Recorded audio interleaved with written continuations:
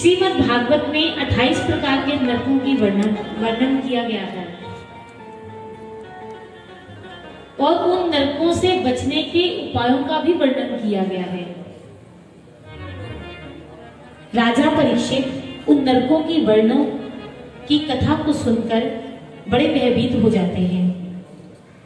कर्म के अनुसार व्यक्ति को वैसा ही फल मिलता है। अच्छा कर्म करते हैं तो अच्छा फल मिलता है, बुरा कर्म करते हैं तो बुरा फल मिलता है।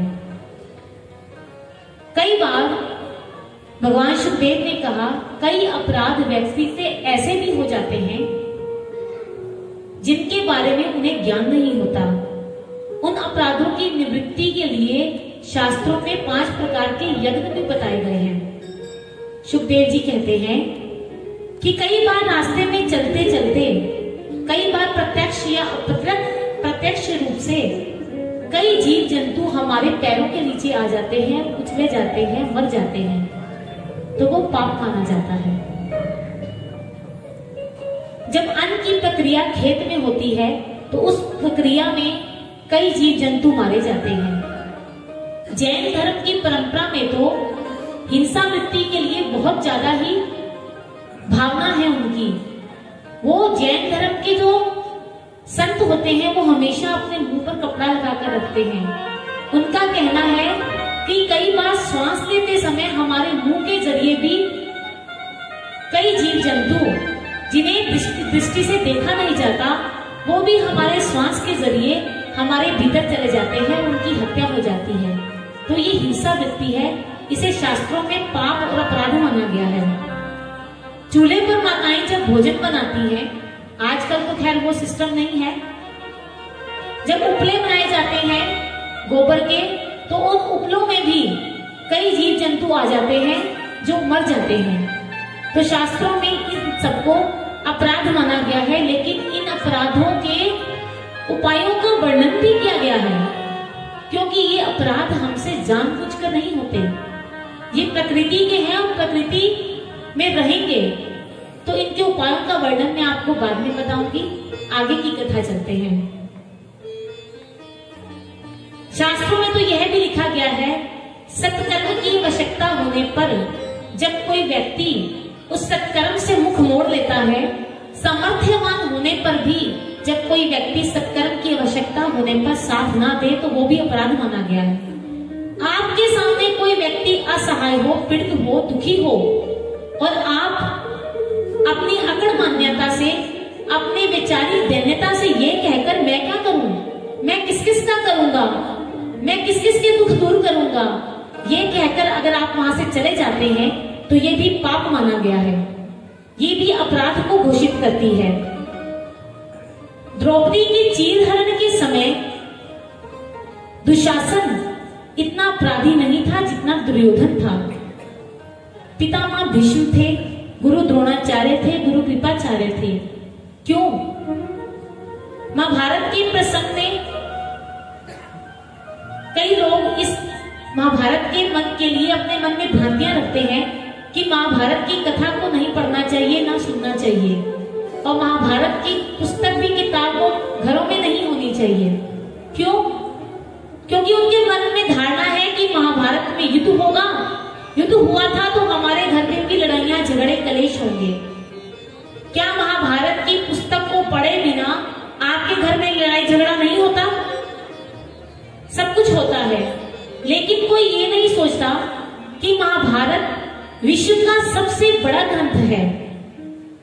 इस महाभारत में से ही वो सुंदर, इस युद्ध में से ही वो सुंदर गीता निकल कर आई, इस युद्ध में से ही वो सुंदर सी गीता प्रकट होकर आई, जिसने हम सबको ज्ञान का उपदेश दिया।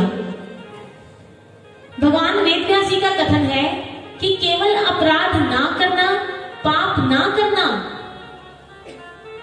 केवल ये पाप नहीं है। अपराध को होते हुए देखना, पाप को होते हुए देखकर चुप रहना, मौन रहना, ये भी पाप है। भगवान ने हमें जुबान किस लिए दी, वाणी किस लिए दी, कान किस लिए दिए? कि अगर हम अपनी आंखों से कोई पाप होते देख रहे हैं और हम चाहें उसे रोक सकते हैं तो रोक दें, लेकिन हम बुरे नहीं बनना चाहते। हम बुराई अपने सिर पर नहीं लेना चाहते, इसलिए उसे अनदेखा कर देते हैं। शास्त्रों में इसे अपराध माना गया है। केवल पाप करना ही पाप नहीं है, पाप को होते देखना और चुप रहना और उसे देखकर हंस देना वो पाप की श्रेणी में ही आता है, वो अपराध है। बाणों की शैया पर लेटे लेटे भीष्म पितामह को द्रौपदी ने कहा था, दादा मुझे दुशासन से बिल्कुल भी शिकायत नहीं है। जीसस का एक शब्द बड़ा प्यारा लगता है। जीसस को जब अंतिम समय पर सूली दी गई ना, उस समय एक व्यक्ति नीची नजरें करके खड़ा था। जब उन्हें कीलों से ठोका जा रहा था, कील उन पर ठोके जा रहे थे उनके शरीर पर, तो जीसस ने कहा, हे प्रभु, उन्होंने हाथ जोड़कर प्रभु से प्रार्थना की कि हे प्रभु, इन सबको क्षमा कर देना। आकाशवाणी हुई, तुम पर इतने कष्ट हो रहे हैं, इतनी विपदाएं, इतने अत्याचार तुम पर किए जा रहे हैं। जो लोग तुम पर अत्याचार कर रहे हैं, तुम उनके लिए कह रहे हो कि इन्हें क्षमा कर देना। जीसस ने कहा, इन्हें ज्ञान नहीं है, ये जो कुछ भी कर रहे हैं इन्हें पता नहीं है क्या कर रहे हैं। ये मूढ़ हो चुके हैं, ये पशु तुल्य हो चुके हैं, इसलिए ऐसा कर रहे हैं। इसलिए इन्हें भगवान दंड ना दे, इनके लिए मैं इनकी तरफ से भगवान से क्षमा मांगता हूं। पाप क्या है? जो योजना बनाकर किया जाए, जो प्लानिंग बनाकर किया जाए, वो पाप है। कई बार हमारे मुंह से किसी के लिए अपशब्द निकल जाते हैं, हम किसी से कुछ कह देते हैं, बाद में हमें लगता है कि हमें इसे ऐसा नहीं कहना चाहिए था। हम उसे कहते हैं कि हमारी इंट्यूशन नहीं थी तुम्हें दुख पहुंचाने की, लेकिन हमारे मुंह से ये शब्द निकल गए, तो वो पाप नहीं है। पाप वो है जो किसी को प्लानिंग बनाकर किसी को दुख दिया जाता है, किसी को कष्ट दिया जाता है, वो पाप है जो योजना बनाकर किया जाता है। जैसे पांचों पांडवों को 100 कौरवों ने दुख दिए, वो पाप था। भूल करना पाप नहीं है। एक बार भूल हो जाए कोई बात नहीं, 2 बार भूल हो जाए वो गलती मानी जाती है, लेकिन जब बार बार एक गलती हो तो समझ लेना वो अपराध है। जो बार बार हैपन हो रहा है वो अपराध है। इसका मतलब हमें अपनी गलती का एहसास नहीं हुआ। तो द्रौपदी ने भीष्म पितामह से कहा, हे भीष्म पितामह, हे दादा, मुझे तो शासन से कोई शिकायत नहीं है, शिकायत है आपसे। आप ऐसी कौन सी वचनबद्धता से आपके हाथ रुके हुए थे, आपके वाणी रुक गई थी कि आप कुछ बोल नहीं पाए। दुशासन मुझे नग्न कर भी देता ना, मेरा शरीर नग्न हो भी जाता तो मुझे इतना दुख ना लगता, लेकिन आप लोगों की चुप्पी ने तो मुझे पहले ही नग्न कर दिया था। आप सब रोक सकते थे इसको, पाप को होते हुए, इस चीरहरण को होते हुए आप रोक सकते थे, लेकिन आपने कुछ नहीं बोला। तो शास्त्रों में कहा गया है ये पाप है। पाप होते हुए देखना और कुछ ना बोलना, ये पाप है। द्वारका के सिंहासन पर बैठे श्री कृष्ण आज शांति दूत बनकर जा रहे हैं दुर्योधन के पास। किसी ने केशव से पूछा, केशव तुम कहां जा रहे हो? उसने कहा, भगवान ने कहा, शांति दूत बनकर जा रहा हूं हस्तिनापुर में धृतराष्ट्र और दुर्योधन को समझाने। तो किसी ने पूछा, आपको क्या लगता है दुर्योधन मान जाएगा? भगवान ने कहा, मानना होता तो पहले ही मान जाता, मुझे शांति दूत बनकर जाना ही क्यों पड़ता? तो उसने पूछा, तो फिर आप जा क्यों रहे हैं? जब आपको पता है कि दुर्योधन आपके समझाने पर नहीं समझेगा, तो केशव आप क्यों जा रहे हैं, समय क्यों बर्बाद कर रहे हैं? भगवान ने कहा, मैं दुर्योधन को कहां समझाने जा रहा हूं, मैं तो सारे विश्व को ये बात समझाने जा रहा हूं। कल को भविष्य में आने वाले समय में कोई ये ना कहे कृष्ण चाहता तो युद्ध को रोक सकता था। कृष्ण ने युद्ध नहीं रोका और सारे कौरव कृष्ण ने मार दिए। मैं उस पाप से मुक्त होना चाहता हूं। कोई ये ना कहे कृष्ण ने पाप करवाया। कहते हैं कि जब पाप को रोकने के लिए तुम उपाय करते हो तो तुम उस पाप से मुक्त हो जाते हो। तो भगवान ने कहा, मैं दुर्योधन और दुशासन को समझाने नहीं जा रहा, मैं इस विश्व को समझाने जा रहा हूं कि आने वाले समय में मुझ पर ये कलंक ना लगे कि भगवान ने युद्ध करवाया। आगे उनकी जिम्मेदारी, वो समझे तो अच्छी बात, ना समझे तो उनकी मर्जी। जीवन में कभी किसी के साथ धोखा मत कीजिएगा। अगर आपके व्यापार में, आपके बिजनेस में कोई ऐसा कोई भोला भक्त है जिसे बेईमानी नहीं करनी आती और आप उससे बेईमानी करके लाखों करोड़ों रुपया कमा सकते हैं और उसे पता भी नहीं चलेगा, लेकिन आप ऐसा काम करेंगे तो वो शास्त्रों में पाप माना गया है। किसी को धोखा देना, बेईमानी करनी किसी के साथ, किसी के भोलेपन का फायदा उठाना ये पाप है। तो हमेशा सत्य की राह पर चलना, उदार चित्त होकर चलना, कभी कोई ऐसा कर्म आपके हाथों ना हो जिससे किसी के मन को ठेस पहुंचे। हम इस दरबार में रहते हैं तो मेरी आप सबसे प्रार्थना है, संगत यहां आती है इसे अपना घर समझकर रहे। गुरु दरबार में आकर अब हम गुरु दरबार की चीजों से प्यार नहीं करते तो वो भी पाप ही है। अगर आपको लगता है कि कहीं कोई गंद पड़ा है तो आप उसे उठा दें। अगर आपको लगता है कहीं जूठे बर्तन पड़े हैं तो उन्हें जूठे बर्तनों वाली जगह पर पहुंचा दें। आपको लगता है कोई पंखा वेस्ट चल रहा है, कोई लाइट वेस्ट चल रही है तो उसे बंद कर दें। तभी आप गुरु के शिष्य कहलाने के लायक होंगे। गुरु दरबार से प्यार आपको कहां पहुंचा देगा ये शायद आप नहीं जानते। गुरु दरबार की एक एक चीज से प्यार करना जैसे आप अपने घर की चीजों से प्यार करते हैं। भंडारा होता है, भंडारे में रहने आते हैं तो साफ सफाई का भी वैसा ही ध्यान रखना। अगर कुछ गलत हो रहा है और आप ये सोचें कि मैं क्यों कहूं, मेरे कहने से कौन सा कोई मान जाएगा। कभी किसी बच्चे को हम कहते हैं ना, किसी लड़के को या किसी लड़की को या किसी को भी कहें तो कहते हैं भाई जी मेरे कहने से कौन सा कोई मान जाएगा। अगर कह देंगे तो हम उस पाप से मुक्त हो जाएंगे। माने ना माने वो उसकी मर्जी है, हम अपना धर्म निभाएं। लेकिन हम क्या कहते हैं कि हम बुरे ना बने, हम अच्छे बने रहें। तो गुरु दरबार के प्रति प्रेम आपको जीवन में कितनी ऊंचाई तक लेकर जा सकता है शायद आपको इसका अंदाजा नहीं। तो हमेशा अपने गुरु से और अपने गुरु के प्रति प्रेम रखें।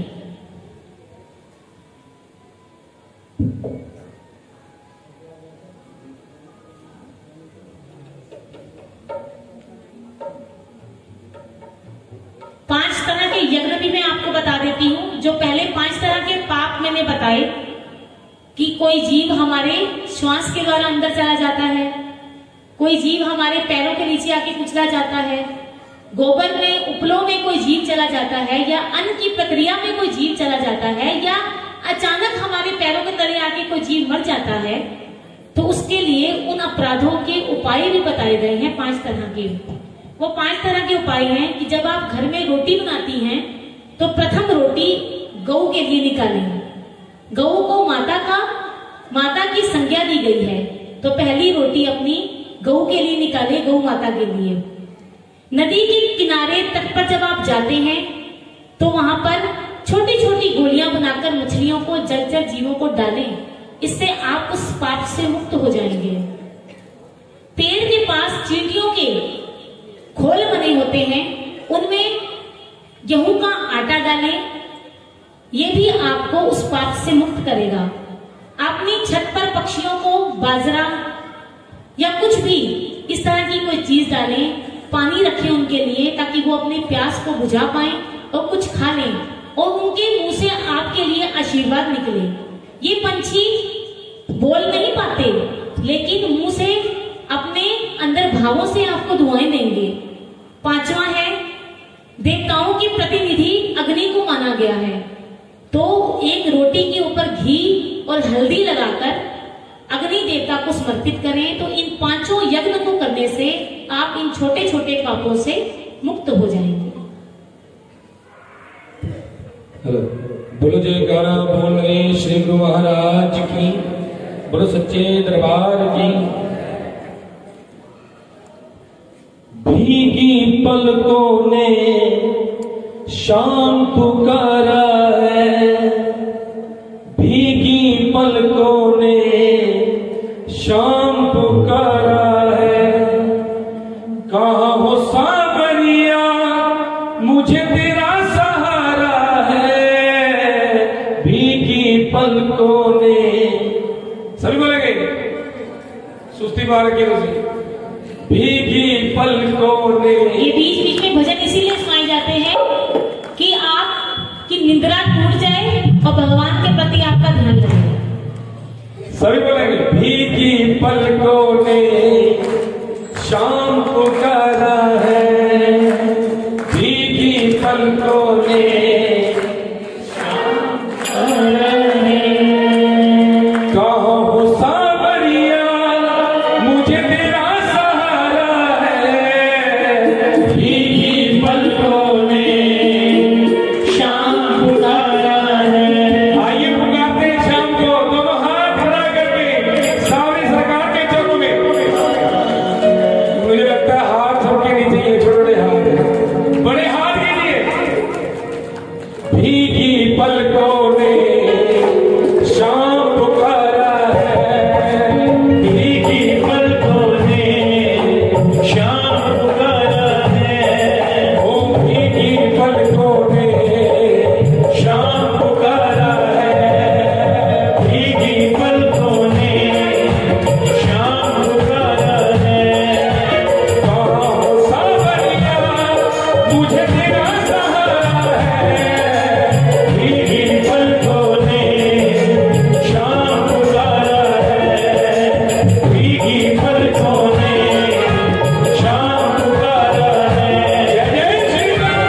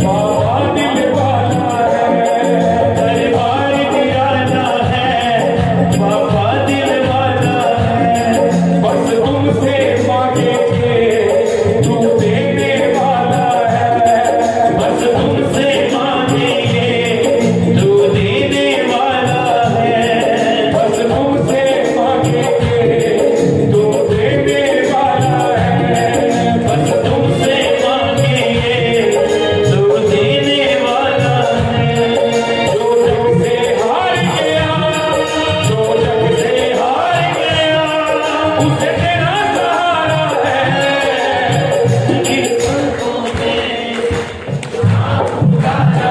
ऐसे नहीं भीगी पलकों भीगी पलकों जो बजाएगा ताली उसकी जेब कभी ना हुई खाली, ये सच्ची बात